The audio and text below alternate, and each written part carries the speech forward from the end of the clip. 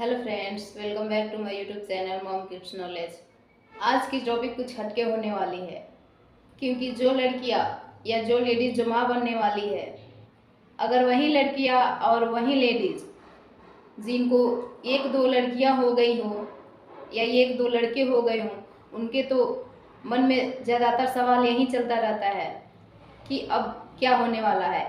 लड़का तो है, फिर लड़का हो गया तो क्या होगा अगर उनकी लड़की की इच्छा है तो।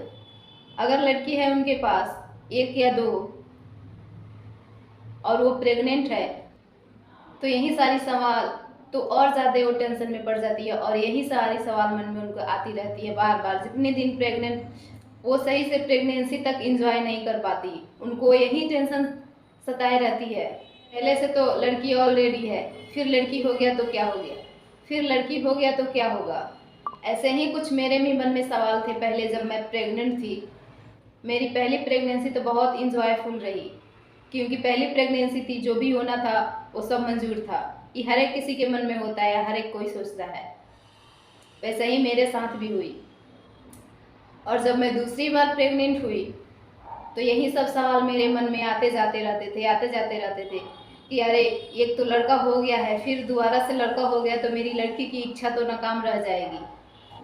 उस समय मैं भी यूट्यूब पर सर्च करके देखते रहती थी कि कौन से लड़का का लक्षण है, कौन सी ऑलरेडी मुझे लड़का हो गया था पहले ही, तो मुझे लड़का का लक्षण तो पता था। और दूसरी बार जब मैंने प्रेगनेंसी कंसीव की थी, उस समय थोड़ी सी लक्षण में मुझे कुछ चेंजेज आई, तो मुझे विश्वास था कि हाँ लड़की ही होगी।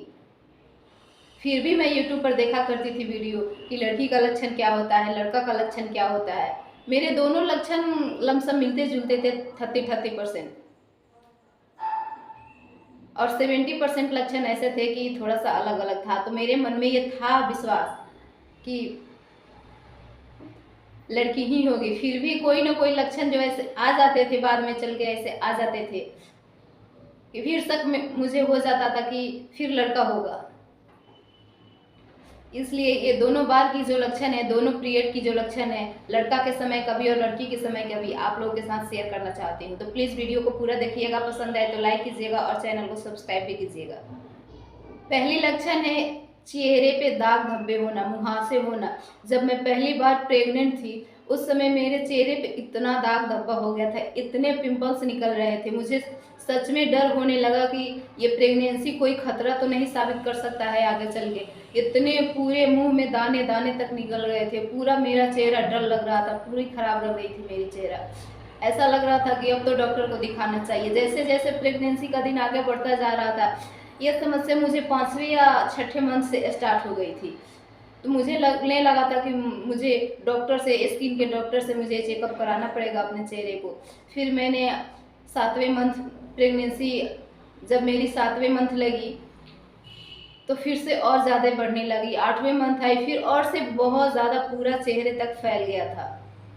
9 मंथ में जब प्रेगनेंसी होने वाली थी, मेरी डिलीवरी होने वाली थी, तब थोड़ी थोड़ी लग रहा था कि पूरा चेहरा मेरा जलने लग रहा था। ऐसा लग रहा था कि जैसे पानी से भी धो रही थी, वैसा उस समय भी जल रहा था।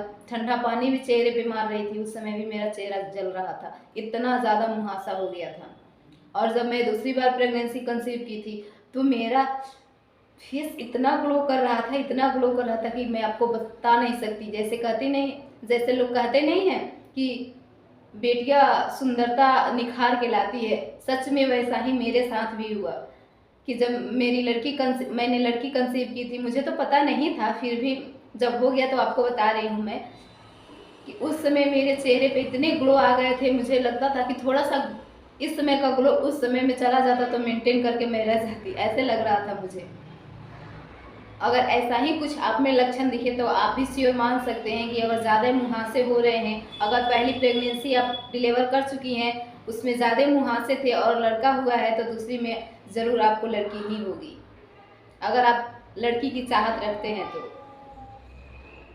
अगली जो लक्षण है वो हार्ट बीट से लेके है, क्योंकि जब तीसरे चौथे महीने में जाते हैं डॉक्टर के पास अल्ट्रासाउंड के लिए, चेकअप के लिए कि बेबी का ग्रोथ कितना हो चुका, चेकअप करा लेते हैं, तो मन में दिलासा आ जाता है, दिल में दिलासा आ जाता है, चलो बेबी तो अच्छा से है, हेल्दी है। इसके लिए तो उसमें एक और चेकअप होता है, अल्ट्रासाउंड में ही दिख जाता है कि बेबी का हार्ट बीट बेबी का हार्ट बीट अगर 140 या 45 से ज़्यादा हुआ, जितना हार्ट बीट आपको ज़्यादा आता है अल्ट्रासाउंड में, उससे पता लगता है कि आपका बेबी बॉय होने वाला है, लड़का होने वाला है।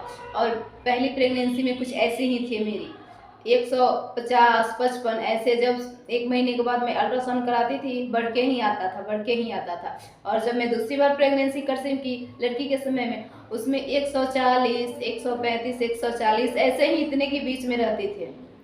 तो मुझे इससे आपको अनुमान आप लगा सकते हैं कि जब लड़की अपने कंसीव की रहती हैं तो आपके बेबी का हार्ट बीट कम ही लेवल पे रहता है। अगली जो लक्षण है खुजली को लेके, इचिंग को लेके।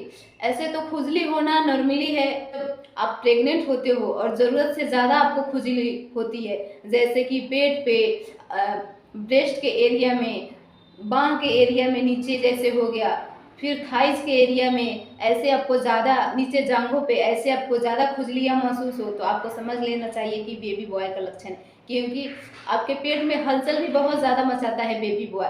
जैसे जैसे दिन प्रेगनेंसी का बढ़ते जाता है, चौथे पाँचवें छठे महीने से, ऐसे वैसे में तो पेट में हलचल, जब बेबी बॉय रहता है आपके, तो पेट में हलचल आपको 5वें महीने से दिखने लग जाता है, महसूस होने लग जाता है।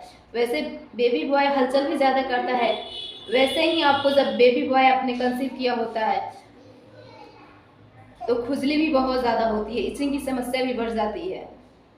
वैसे लोग पुराने ज़माने में कहावत भी कहते हैं कि बेटा पाने के लिए क्या कुछ न आदमी त्यागता है, महिलाएं माएँ क्या कुछ न त्यागती हैं। कि जब इसी से आप समझ सकती हैं कि जब पेट में लड़का रहता है तो बहुत सारे दिक्कतों का, लड़की से ज़्यादा उसमें दिक्कतें होती हैं। प्रेगनेंसी कंसीव करने से लेकर डिलीवरी करने तक बहुत ज़्यादा समस्याएं लड़की से ज़्यादा होती हैं। इससे भी आप अनुमान लगा सकते हैं आपके पेट में बेबी बॉय है या गर्ल है।